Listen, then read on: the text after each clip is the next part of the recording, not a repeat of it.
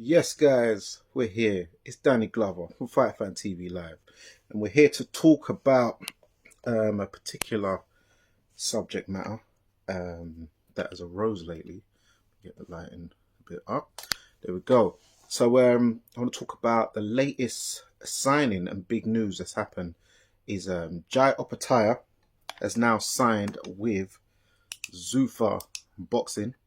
Dana White is the president of that, and it's big news because it's going to be interesting for me to for us to all see. So let me get this line down a little bit. Looking a bit too bright, but to see what's about to go on with this. As Jai Patai is currently the IBF and Ring Magazine cruiserweight champion, and Dana White has expressed his views in the past that he's not looking to deal with the alphabet titles. The good thing for Jai, which people might be thinking, well, why has Dana signed him? Well, even if Jai Pattaya decides to vacate the IBF, which I don't believe he will, but if he does plan on defending, having world championship fights on Zuffa, he has the Ring Magazine title, which the Zuffa boxing franchise does recognize.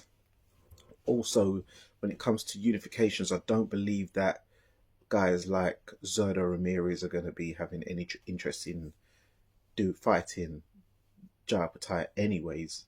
David Benavidez is just moving up now to fight Zerdo, so that it is what it is. But one may say, David Benavidez steps up to fight Zerdo Ramirez, Jai Patai. If David Benavidez beats Zerdo Ramirez and then he wants to fight Jai Patai, how can he now? You know, when he's signed with Zuffa, it's another big fight that will escape him. People will jump on the back and try to blame David. But once again, a guy is going to a franchise that will not allow someone like David Benavidez to fight him. Not that I think Jai is scared to fight David, but it's just like another one, so you can't blame David again if he doesn't manage to fight Jai Opetia after fighting Gilberto Ramirez. So let's just get that one straight from now, because I know there's a couple of, detractors out there. We won't name names.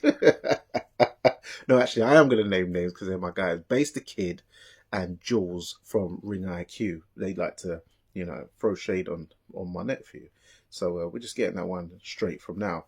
But also, with the fact that Jai Pattaya is with Zuffa, I feel that they would have paid a pretty penny to get someone like Jai on that platform, because from what I was believing and what most people I've spoken to believe is that Dana White would be working with small contenders, prospects to mid-level guys. I know they've got their first show coming up, which has Callum Walsh fighting Carlos Ocampo, and we know Carlos Ocampo has fought the likes of Tim Zhu and Errol Spence Jr. years ago, but this was years ago. So Carlos Campo, he's not in his prime anymore. Let's get that straight. And Callum Walsh is a guy who's coming through as a good contender. They've got some other guys on the card as well. A few other guys I know, but nothing too major. But it's a good card, especially to start off your platform with. You want any sort of snag. You don't want to just go too big so soon. But yeah, we've got the Zuffa guys now. With Jai Pattaya signed with them. Why he's gone with them, I don't know. I know that he had his last fight against Hussein Sin Cara, and that wasn't promoted by Matchroom. That was with the Tasman fighters. From what I'm hearing is that a couple of more Tasman fighters might go over to Zuffa. I don't know if they're doing some kind of collaboration deal. But as I was talking about earlier, I think that they paid a pretty penny to get someone like Jai to sign a dotted line. Probably paid over the odds, and I imagine the contract will be someone like Jai will get more than the planned champion purse, because I know they do it in tiers.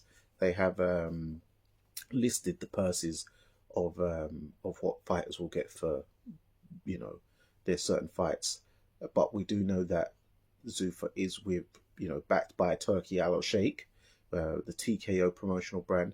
So they're backed by Turkey Al Sheikh, so he will be able to subsidize any extra money that Jai Pattaya and his team may be requiring to fight on a platform like that. And when you do have a man like Jai on your stable, that gives credence. If he does now fight for the Zuffa title, and wins that, that will then boost it up and give it credibility, the same way that the WBC got credibility, because WBA was original.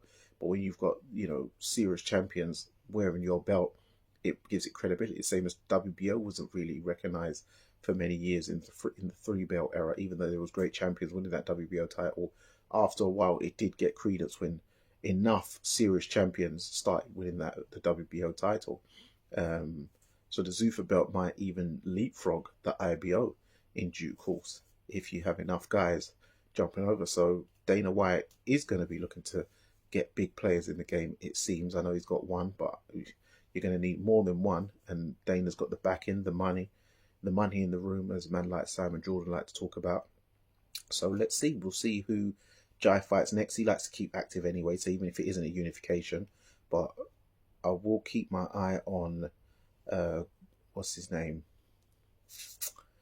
Gulamarian. Not Gulamarian. The guy who just beat Badu Jack. Sorry guys, I don't want to waste time thinking so much about it, so leave it in the comments section. He just beat Badu Jack in the rematch on points. I believe it's not Gulamarian. It might be Gulamarian. So yeah, so look out for him to possibly have a fight with Jai Opetia, because he's not going to cost too much to get over there, and I imagine he'll take a unification. He doesn't look like he's a man who's looking on ducking and dodging anybody. So yeah, it's a good look. There's some more news that's been coming out lately, but we're just going to stick to this topic, make these ones a bit more shorter, and look out for the next one. I think the next one I might talk about is about Oscar De La Hoya and Virgil Ortiz, what's been happening there. So until next time, until the next video, sorry, not till next time, that sounds so cheesy. But yeah, you know what it is. You know who it is. It's Danny Glover, Fight Fan TV Live. Remember guys, persistence beats resistance. You know what it is.